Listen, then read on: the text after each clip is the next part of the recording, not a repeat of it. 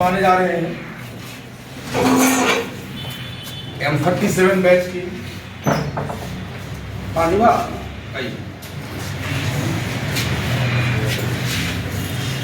इनके लिए जोरदार ताली।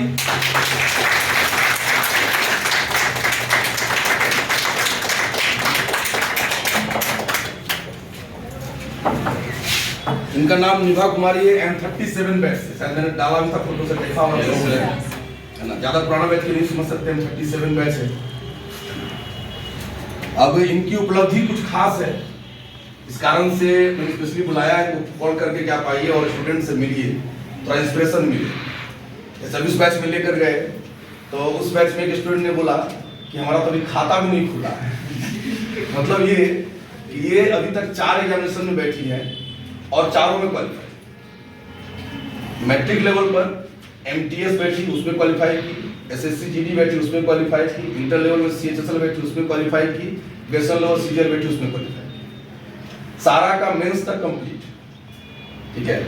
हाँ, कुछ कारण से सिलेक्शन नहीं हो पाया, जैसे SSC GD में फिजिकल में छट गई। हाँ, फिजिकल में। फिर MTS में लास्ट में मेरिट में थोड़ा सा गड़बड़ाया। CHSL का अभी 6 तारीख को इनका टाइपिंग है और CGL में ग्रेजुएशन ही नहीं हुआ था, पहले एग्जाम दे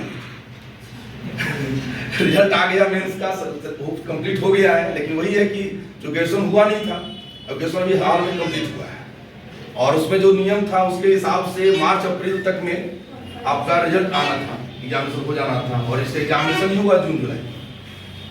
तो सिलेक्शन होते हुए भी उसमें नहीं हो पाया। लेकिन हाँ, CHSL में कहीं कोई प्रॉब्लम नहीं है, क्योंकि टाइपिंग है, बचा हुआ है। और CGL इस बार फिर दी है तो काफी अच्छा मार्क्स उसमें भी इस बार इनका है। तो 152 रहा है CGL PT में, काफी अच्छा रहा है। तो आराम से सिलेक्शन हो जाएगा, उससे ऊपर कट ऑफ नहीं जाता है। 81 अटेम्प्ट की थी ना, हाँ 81 अटेम्प्ट की थी और 81 अटेम्प्ट में 76 सही हुआ, 4 गलत। चलिए बढ़िया है। तो और क्या कहा है, 81 अटेम्प्ट में तो इस कारण से नंबर ही बढ़िया है, आएगा, ठीक है। अब आप लोग कुछ पूछना चाहते हैं तो कुछ पूछिए, आप लोगों के सामने में है कि बहुत बड़ी हमारे हिसाब से। देखिए, एक एग्जामिनेशन क्वालिफाई करना तुक्का कहता है, लेकिन 4 एग्जामिनेशन से बैठकर PT मेंस जो है सारे में पास कर जाने चाहिए। देखिए, फिजिकल और ये सब चीजें अलग होती है ना। फिजिकल अपने हाथ में नहीं होता, मिस्टेक हो सकता है, हाइट है, वेट है, बहुत सारा प्रॉब्लम है। बट रिटन में क्वालिफाई करना वो एक अपना मेहनत है, एक स्ट्रेटजी है। हम जो एग्जामिनेशन में बैठ रहे हैं वो निकाल लेते हैं। CGL एग्जामिनेशन में जिसमें कि ग्रेजुएशन नहीं हुआ है और PT और मेंस निकाल, या ग्रेजुएशन होने के बाद लोग परेशान नहीं है ना, ये बहुत बड़ी बात है, ठीक है। तो आप लोग कुछ पूछना चाहते हैं तो पूछिए।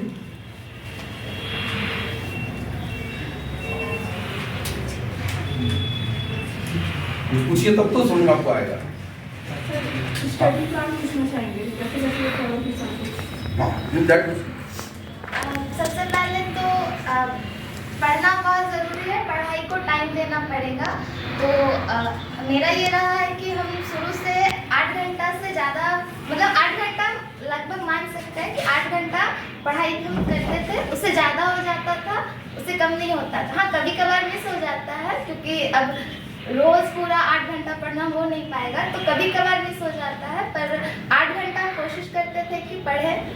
इसके अलावा ये तैयारी में सबसे इम्पोर्टेंट जो चीज़ होता है वो सिलेबस कंप्लीट करना होता है।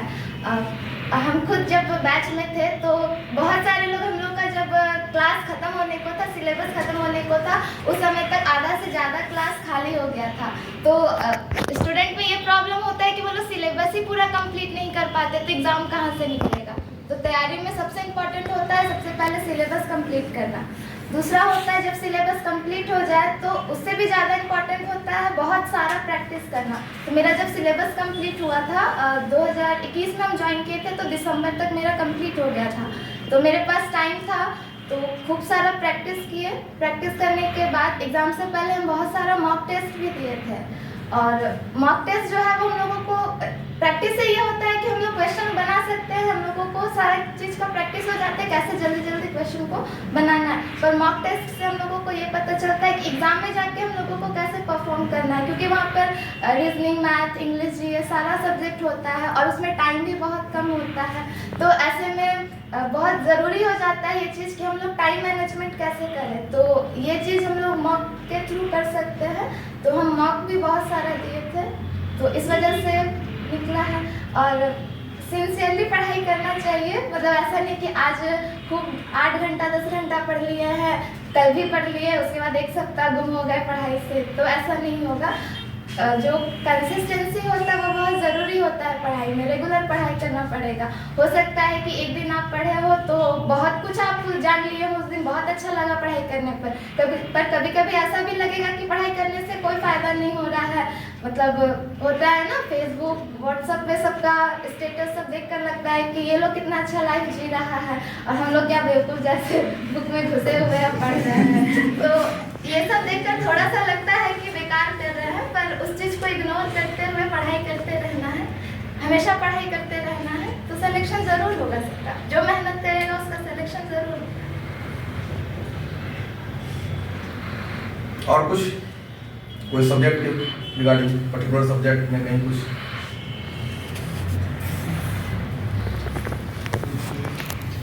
कंप्लीट किए थे, और थोड़ा मेरा पहले से मैथ्स अच्छा था। ऐसे एक बात ये होता है ना कि जो स्कूल टाइम में बहुत ज़्यादा मस्ती करते हैं ना, उनको भी बहुत प्रॉब्लम होता है, क्योंकि बेसिक क्लियर नहीं रहता है, तो उसको ठीक करने में थोड़ा ज़्यादा टाइम उन लोगों को लगता है। और जो क्लास के टाइम पे मस्ती नहीं किए स्कूल टाइम पे, तो उनको थोड़ा सा फ़ायदा इस टाइम पे मिलेगा, क्योंकि उनका बेसिक मजबूत होगा। तो जो यहाँ पर पढ़ाई होगा वो उन लोगों को ज़्यादा जल्दी समझ में आएगा।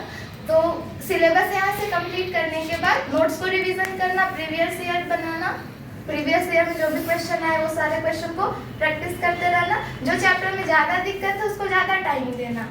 ये सारा करेंगे तो मैथ्स भी अच्छा हो जाएगा। और कुछ?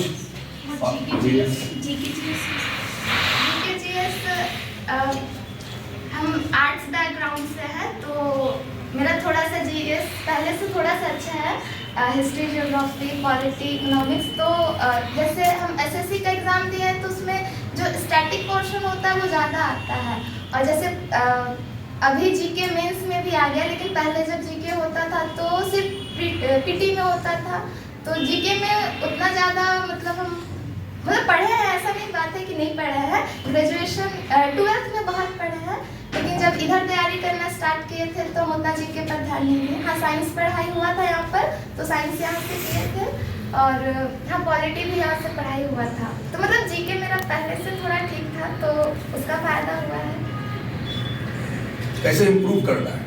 यस सर, तो इम्प्रूव ये करना है, सबसे पहले तो जीके जो होता है सबसे पहले बेसिक चीज़ें पता होना चाहिए। जैसे हिस्ट्री पढ़ रहे हैं तो सारा जो भी वंश सबके बारे में पढ़ते हैं, गुप्त वंश, मौर्य वंश, उसके बाद आधुनिक भारत के बारे में। तो सबसे पहले एक चीज़ पता हो जाना चाहिए कि घटना कहाँ से स्टार्ट हुआ, कैसे कैसे क्या हुआ, वो सब चीज़ एक बार पहले से पता होना चाहिए। उसके बाद प्रीवियस ईयर लगाएंगे तो उसमें कुछ ऐसा क्वेश्चन होता है जो नहीं पता होता है, तो अगर बेसिक पता है कि कौन सा घटना कब हुआ है तो वहाँ पर वो चीज़ जल्दी समझ में आएगा और वो चीज़ याद होगा। तो हिस्ट्री के लिए या कोई भी जीके का जो पोर्शन है, सबसे पहले उसका जो भी क्या बोलेंगे उसको, फाउंडेशन जो होता है उसको ठीक करना ज़रूरी है। एक बार सिलेबस जीके का कंप्लीट करना ज़रूरी है, उसके बाद फिर प्रैक्टिस करेंगे। फाउंडेशन के लिए कौन सा कोई बुक वैसा कुछ सजेस्ट कर सकते हैं, या कहाँ से करना उचित रहेगा? साइंस तो यहीं से किए हैं हम, साइंस यहाँ पर जो पढ़ाई होता था। और तो कोई बुक जैसा मान लीजिए कोई ऐसा कहते हैं कि एनसीईआरटी से करना होगा, या और कोई मार्केट में बुक ऐसा आता है जिससे किए हो? पॉलिटी के लिए हम एम लक्ष्मीकांत पढ़े थे, क्योंकि जब हम ग्रेजुएशन में जाने वाले थे तो उस टाइम पे लिए थे, तो एम लक्ष्मीकांत पढ़े थे। पर वो मेरे हिसाब से एसएससी के लिए बहुत ज़्यादा वो सिविल का हो जाता है। यस सर, तो उसके लिए नहीं पढ़ना होगा। और हिस्ट्री सब के लिए बुक पढ़े हैं, पर बुक का नाम नहीं आता है। मैंने प्रीवियस ईयर क्वेश्चंस टच करना पड़ता है, मतलब एक बार सिलेबस कहीं से भी कंप्लीट कर लेना है, उसके बाद प्रीवियस ईयर लगाना है। और कुछ? बोलिए जल्दी बोलिए सर। जैसे हम पढ़ते हैं तो 1-2 घंटा में, यहाँ 1-2 घंटा में लगता है तो बहुत ज़्यादा पढ़िए, या फिर सोने का मन करने लगता है, या फिर सोने का ये प्रॉब्लम, नींद आने लगता है। तो 8 घंटे का प्लान कैसे करें? नींद आता है नहीं, क्या कर सकते, नींद आता है तो सो लेंगे। तो फिर 8 घंटा कंप्लीट कैसे होगा? वो 2 घंटा जैसे हो रहा है। तो ऐसा नहीं है कि हम अगर 1 घंटा 2 घंटा पढ़ रहे हैं और अचानक से 8 घंटा पढ़ना स्टार्ट कर दे तो वो हो पाएगा, ऐसा नहीं होता है। आज अगर हम 2 घंटा पढ़ रहे हैं तो हम दूसरे दिन 3 घंटा पढ़ेंगे, फिर धीरे धीरे टाइम बढ़ाएंगे। एक बार सोचेंगे ऐसे कि एक ही बार 8 घंटा पढ़ ले तो वो नहीं हो पाएगा। और जहाँ नींद का बात रहा तो ऐसा नहीं है कि हम मतलब पढ़ रहे हैं तो हमको नींद नहीं आता है, नींद आता है। जब पढ़ाई में बोरियत लगने लगेगा तो नींद जरूर आएगा। इंटरेस्ट के साथ पढ़ेंगे तो नींद नहीं आएगा। हाँ, नींद अगर आ रहा है तो उठ जाएंगे, फ्रेश होंगे, पानी पिएंगे, ये सब कुछ करेंगे। लेकिन मतलब मेनली ये होता है जैसे ही नींद आता है कॉपी किताब बंद हो जाता है और लोग सो जाते हैं। तो ये नहीं करना है। अपने मतलब क्या बोले, अंदर से मोटिवेशन अंदर से आना चाहिए। यूट्यूब पर बहुत सारा स्ट्रेटजी वीडियो या मेरे से आप लोग सुन रहे हैं, ये सिर्फ सुनने में अच्छा लगता है, करना खुद ही पड़ेगा, है ना। हाँ, ये सबसे होता है कि थोड़ा गाइडलाइन मिलता है। तो धीरे धीरे पढ़ाई को स्टार्ट करना है। आज 2 घंटा पढ़ने का आदत है तो 2 से 3 घंटा करेंगे, 3 से 4 घंटा, 4 से 5 घंटा, वैसे हो पाएगा। अचानक से सोचेंगे कि एक ही बार 8 घंटा पढ़ने लगे तो ये नहीं हो पाएगा। डेली डेली जो है उसको बढ़ाना पड़ेगा, धीरे धीरे पढ़ाना पड़ेगा। बीच में कभी भी नींद आए तो मतलब कि सो नहीं जाना है, बल्कि अपना ऑप्शन खुद बना कर रखना है कि हम क्या करें ताकि हम फ्रेश हो सके। चेहरा धो सकते हैं, थोड़ा टहल सकते हैं, थोड़ा बुक चेंज कर सकते हैं। मान लीजिए कोई सब्जेक्ट पढ़ रहे हैं और उस बुक में लग रहा है कि हम बोरियत है तो हम सब्जेक्ट चेंज कर सकते हैं। सब्जेक्ट चेंज कर सकते हैं। सबसे बेहतर ऑप्शन हम लोग का वही तरीका रहता है। जब कोई भी सब्जेक्ट पढ़ रहे हैं, आपको लग रहा है कि बोरियत लग रहा है, ठीक है, आधे घंटे के लिए 1 घंटे के लिए उस बुक को साइड करके दूसरा बुक उठा लिया। तुरंत माइंड जैसे ही आपका चेंज होगा, ठीक है, सोचना शुरू करेगा नई चीजों पर, ऑटोमेटिक नींद आपका टूट जाएगा। इसलिए जब भी बैठ रहे हैं तो 2 किताब लेकर चलिए। एक बुक रखा हुआ पढ़ रहे हैं, जैसे लगा उसको तुरंत रखिए और तुरंत अगला शुरू कर दीजिए। ज्यादा समय नहीं देना है उसको। फिर 1 घंटे बाद फिर चेंज कर लीजिए, वो किया जा सकता है, उससे आपको ज्यादा बेहतर फील होगा। ठीक है, और कुछ? चलिए इनके लिए जोरदार ताली।